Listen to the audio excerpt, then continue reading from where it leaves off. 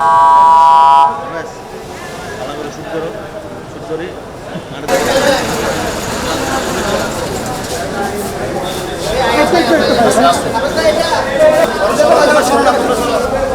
ভাই ভাই ভাই একটু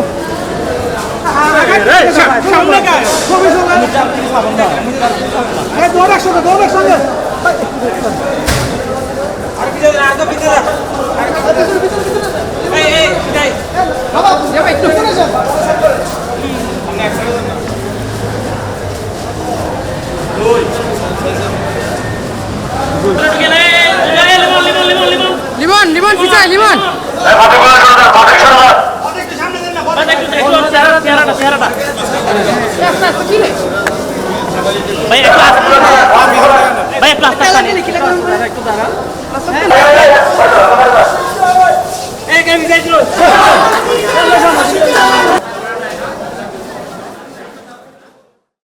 এই মামলায় বিজ্ঞ আদালত আসামি মোহাম্মদ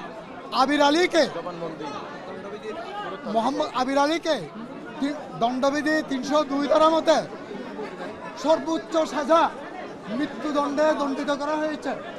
এবং ১ লক্ষ টাকা জরিমানা অনাদায়ে আরও ১ বছরের সশ্রম দণ্ডে দণ্ডিত করা হয়েছে এবং জরিমানার টাকা ক্ষতিপূরণ স্বরূপ পরিবারকে প্রদানের আদেশ প্রদান করা হয়েছে। পর্যবেক্ষণে এই মামলা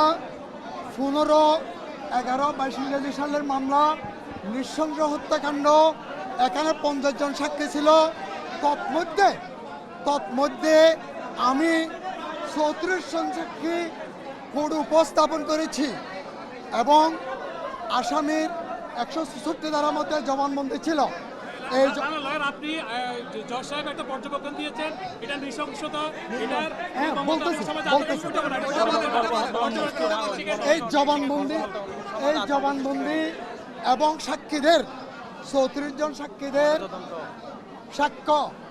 ময়নাতদন্ত, সুরক্ষার রিপোর্ট, জব্দ তালিকামূলে খণ্ডিত লাশ উদ্ধার, সব কিছু পর্যবেক্ষণের মাধ্যমে এবং নির্মম, নিষ্ঠুর,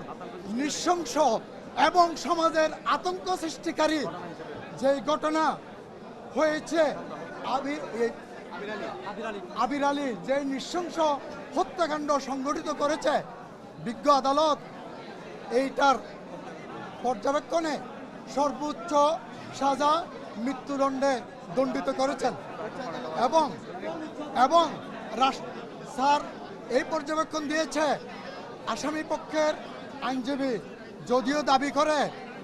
এই জবানবন্দি জোরপূর্বক নেওয়া হয়েছে, স্বীকারোক্তি জোরপূর্বক আদায় করা হয়েছে, কিন্তু সেটা